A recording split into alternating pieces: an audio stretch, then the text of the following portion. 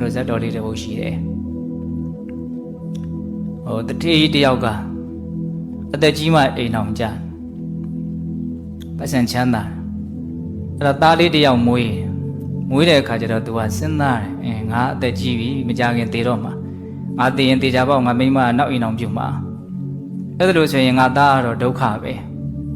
အဲ့ဒါနဲ့အိမ်မှာစိတ်ချရတယ်နန္ဒလို့အမည်ရတဲ့ကျွန်တယောက်ရှိတယ်သူစိတ်ချရတဲ့လူယုံပေါ့နော်အဲ့ဒီကျွန်ကိုခေါ်ပြီးတော့ပစ္စည်းတွေအနှစ်သာရရှိတဲ့တန်ဖိုးရှိတဲ့ပစ္စည်းတွေစုပြီးတော့နှစ်ယောက်တည်းတောထဲသွားပြီးတော့မြုပ်တေချာမှားတယ်ငါမရှိတဲ့နောက်ပိုင်းမှာဒီပစ္စည်းတွေကိုငါသားလေးအတွက်မင်းဖော်ပေးဒီနေရာကိုမင်းတယောက်တည်းပဲငါပြောမင်းကိုပဲငါယုံကြည်တယ်အဲ့လိုပြောပြီးတော့အဲ့ဒီတထေးကတေဝါရော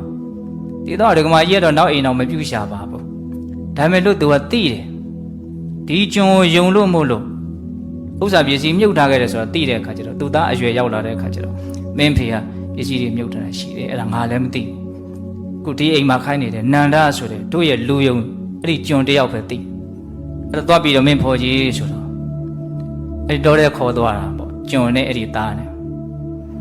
အဲ့ဒီပစ္စည်းမြုပ်ထားတဲ့နေရာကိုလည်းခွာမိပြီးရောက်ပြီး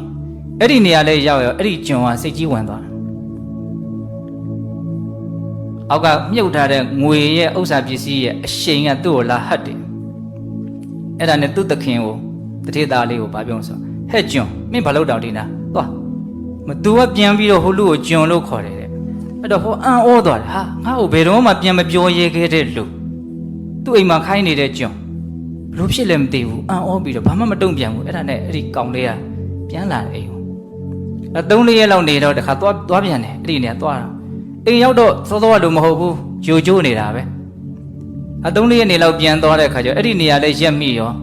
ပစ္စည်းမြုပ်ထားတဲ့မြေပေါ်လဲရက်မိရောဟာတခါတည်းပုံစံပြောင်းသွားတယ်အဲ့ဒါနဲ့သူပြန်လာပြန်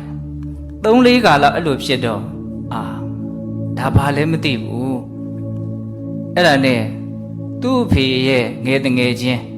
အဲ့ဒါလည်းပဲချမ်းသာတဲ့လူတစ်ယောက်အဲ့ဒီလူကဖះလာငါအဲ့ဒီလူကိုအားကိုးရရင်တော့ကောင်းမယ်ပေါ့အဲ့ဒီတထေးသားလေးကအဲ့ဒါနဲ့ဘုရားလုံးတီကိုသွားမိတယ်ဒီလိုဒီကြောင်းပဲကျွန်ကအိမ်မှာဆိုရင်တော့ပြောလို့ဆိုလို့အကုန်အလွန်ကောင်းအဲ့ဒီပစ္စည်းသွားမြုပ်မယ်ဆိုတော့အဲ့ဒီနေရာလေးရောက်ရောအဲ့ဒီလိုဖြစ်တယ်အဲ့ဒါနဲ့ဘုရားလုံးကစဉ်းစားတယ်အဲ့ဒီနေရာရောက်တိုင်းဖြစ်တာလားဟုတ်တယ်အဲ့ဒီနေရာရောက်တိုင်းဖြစ်တာအဲ့လိုဆိုရင်မင်းနောက်တစ်ခါရောက်ရင်တဲ့အဲ့ဒီနေရာကိုသွားအဲ့ဒီကနေသူ့ကိုသာတွန်းပြီးတော့မဟမင်းသာတူအဲ့ဒီကောင်ရက်နေတဲ့နေရာမဟမင်းသာတူသူအဲ့ဒီနေရာကနေ